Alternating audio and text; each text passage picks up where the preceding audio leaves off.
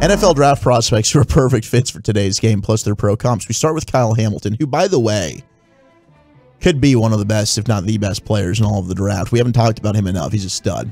Why he fits today's NFL, he's 6'4". He's the modern-day disruptor with impact traits. He splits the field with range and explosive playmaking ability. Last year, he played 63% of his defensive snaps at safety, 26% as a slot defender, and 9% at linebacker. He's a multiple defender in both base and sub, and a smart fit in today's split safety defense. He can drive downhill on crossers or in breaking routes and deliver a strike on contact, and he will heat up the alley in the run game too. Plus, with the range to find the ball all over the field, Hamilton can rotate down as a robber / curl defender, and there's no questions about his game speed based on his tape, and he has the frame to match up against pass-catching tight ends. His pro comp, Justin Simmons, one of the best safeties in the game, the All-Pro from the Denver Broncos. Ah, okay. All right. But way bigger, obviously. I mean, this is like... He's like 2 inches taller.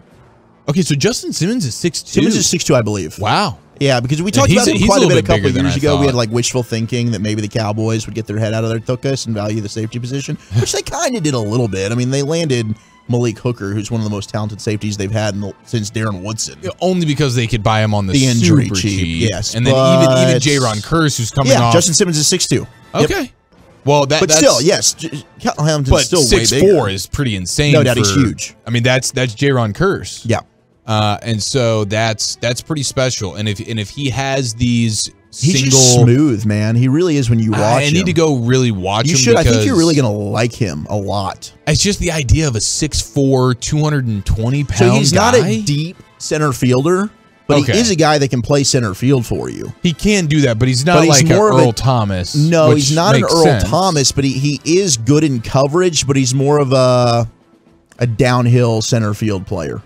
Okay. You know? Yeah, well, I mean, at that size, he's damn near a linebacker. He can play. I mean, he played, what was that, 9% of his snaps at linebacker last year. So he's a multiple guy. He fits really any defensive scheme you want him to play at. It's pretty cool. It's pretty cool. I'm definitely going to need to go watch this guy because at that size and then to the way people describe him, the way he can move seems like high football IQ. The Cowboys would never do it, but if you're talking about players in this draft that are actually worth trading up for that I do think are legit difference makers for a team, he's one of the few in this draft that I think are legitimate elite talents. Mm-hmm.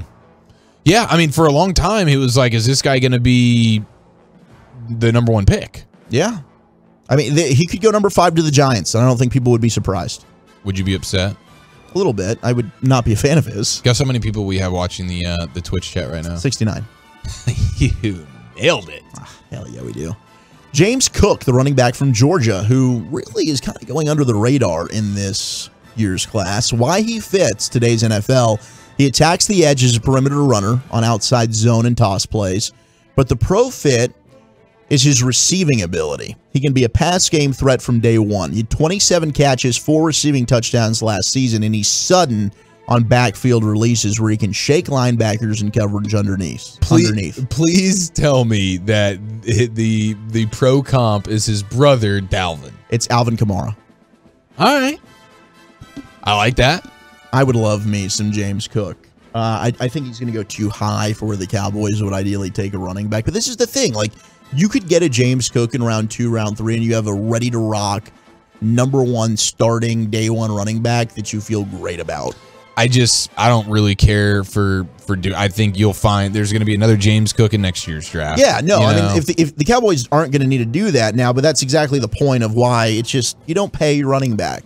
Right. Because the second you need one, you can find one and you feel amazing about the guy you drafted. And you don't have to give much in the way of assets to get it. It's Not like, at here's all. one in the 4th round. Exactly. Let's go.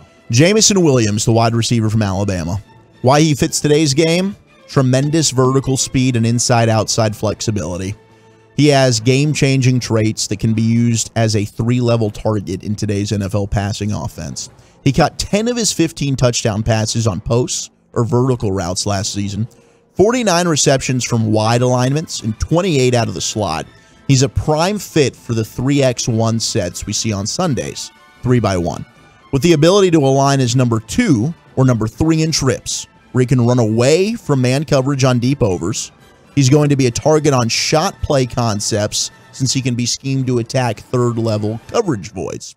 Williams has the instant juice to separate on slants, shallows, and unders to flip the field. He did tear that ACL in the national title game in January, but when healthy, he's an explosive play threat with the route running ability to change games. The pro comp for him here, Odell Beckham Jr.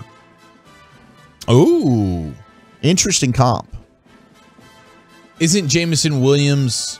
I mean, not that OBJ was slow by any stretch, but I feel like Jameson Williams is faster, but I guess similar body styles, that kind of deal. Yeah. I mean, Jameson Williams, it's a shame that he tore the ACL, and I still think he gets drafted.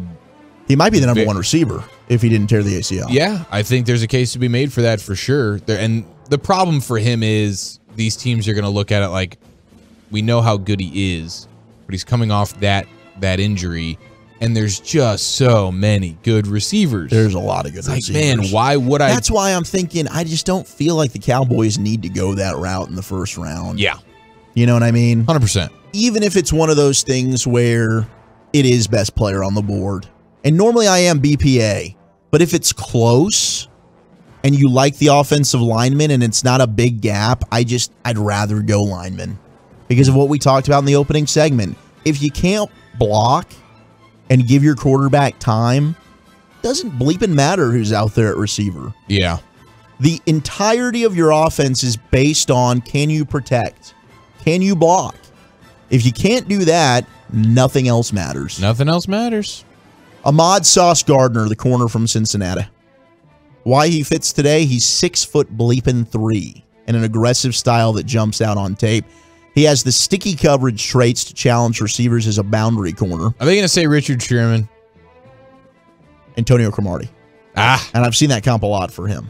Does he get a lot of interceptions? 9 interceptions during his college career. That's pretty strong. And he didn't surrender a single touchdown in coverage. That is crazy. I know. That's a nugget we gave during the bowl season. Yeah. Dude, Sauce is amazing. Mm-hmm. He's really damn good.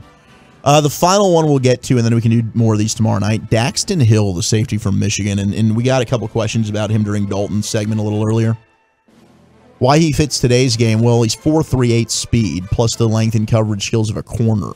He brings the first versatility to play as a hybrid nickel defender in today's multiple NFL defenses. He's got pro coverage and pressure schemes down. He played 111 snaps at safety, with 572 more reps in the slot.